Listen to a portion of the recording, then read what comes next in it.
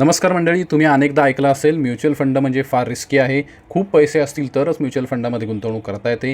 Mutual फंडामध्ये गुंतवणूक करण्याआधी शेअर मार्केट कळलं पाहिजे.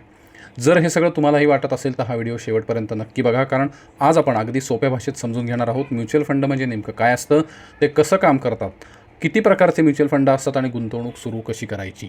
म्युच्युअल फंड म्हणजे काय? समजा 100 लोकांकडे थोडे थोडे पैसे आहेत आणि सगळ्यांनाच गुंतवणूक करायची आहे. आता हे सगळे पैसे एका ठिकाणी जमा केले जातात आणि ते पैसे तज्ज्ञ लोक, ज्यांना आपण फंड मॅनेजर असं म्हणतो, ते वेगवेगळ्या शेअर्स, बॉन्ड्स कंपन्यांमध्ये गुंतवतात आणि हे सगळं घडवून आणणारी व्यवस्था म्हणजेच म्युच्युअल फंड. थोडक्यात सांगायचं झालं तर म्युच्युअल फंड म्हणजे अनेक लोकांचे पैसे, तज्ज्ञ व्यवस्थापन, शेअर्स, बॉन्ड्सचं मार्केट यांचं एकत्रीकरण. पण म्युच्युअल फंड काम कसं करतं? म्युच्युअल फंड म्हणजे 4 महत्त्वाचे घटक असतात. इन्व्हेस्टर म्हणजे आपण सगळे जे पैसे गुंतवतो. फंड मॅनेजर जे गुंतवणुकीतले एक्सपर्ट असतात आणि ते कोणत्या कंपनीत पैसे गुंतवायचे ते ठरवतात. मार्केट, इथं शेअर मार्केट किंवा डेट मार्केट असू शकतं, जिथं पैसे गुंतवले जातात.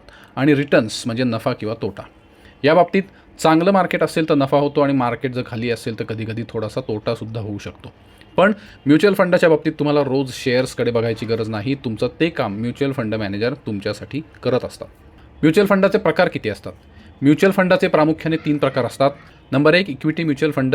या प्रकारात पैसे शेअर मार्केटमध्ये गुंतवले जातात. इथं रिस्क जास्त असते, पण लाँग टर्म इन्व्हेस्टमेंट केली तर तुम्हाला रिटर्नसुद्धा जास्त मिळू शकतात. इक्विटी म्युच्युअल फंड कुणासाठी योग्य आहे?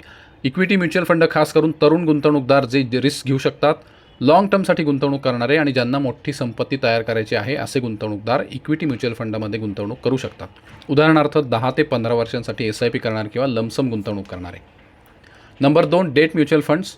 या पर्यायामध्ये गव्हर्नमेंट बॉन्ड्स, FD सारख्या सुरक्षित साधनात पैसे गुंतवले जातात. इथं रिस्क तुलनेनं कमी असते, पण रिटर्न्ससुद्धा स्थिर पण कमी मिळतात. हा पर्याय कुणासाठी योग्य आहे? तर ज्येष्ठ नागरिकांसाठी, कमी काळासाठी गुंतवणूक करणाऱ्यांसाठी आणि ज्यांना सुरक्षित गुंतवणूक हवी आहे असे गुंतवणूकदार. Number 3, hybrid mutual fund. या पर्यायात इक्विटी अधिक डेट असे दोन्ही म्युच्युअल फंडामध्ये गुंतवणूक केली जाते. इथं रिस्क मध्यम स्वरूपाची असते आणि रिटर्नसुद्धा त्याच प्रमाणात मिळतात. हा पर्याय कुणासाठी योग्य आहे? तर मार्केटमध्ये गुंतवणुकीला सुरुवात करणारे आणि ज्यांना रिस्क आणि सेफ्टी दोन्ही हवे आहे असे गुंतवणूकदार यामध्ये गुंतवणूक करू शकतात. पण म्युच्युअल फंडात गुंतवणूक सुरू कशी करावी? मंडळी, म्युच्युअल फंडामध्ये गुंतवणूक करणं आता अगदी सोपं झालं आहे. त्यासाठी खालील 3 स्टेप्स पूर्ण कराव्या लागतील. नंबर 1, कुठलंही इन्व्हेस्टमेंट ॲप निवडा आणि ते तुमच्या मोबाईलवर इन्स्टॉल करा किंवा ब्राउझरचा उपयोग करून सुरुवात करा. यामध्ये तुम्ही ग्रो, झिरोदा, कॉइन किंवा पेटीएम मनी किंवा अशाच कुठल्याही प्रकारचा ॲप निवडू शकता. नंबर 2, KYC पूर्ण करा. संबंधित ॲप वापरून KYC पूर्ण करा. त्यासाठी तुम्हाला आधार आणि पॅन नंबर लागेल. हे काम ऑनलाईन 5 ते 10 मिनिटात पूर्ण होतं, जे डिजिलॉकरच्या माध्यमातून केलं जातं. आणि नंबर 3, संबंधित ॲपला लॉग इन करा. दिलेल्या पर्यायांमधून तुम्हाला हवा तो SIP किंवा लमसमचा पर्याय निवडा आणि गुंतवणूक सुरू करा. SIP फक्त ₹500 सुरू करता येते आणि दरमहा ऑटोमॅटिक डेबिटद्वारे इन्व्हेस्टमेंट करता येते.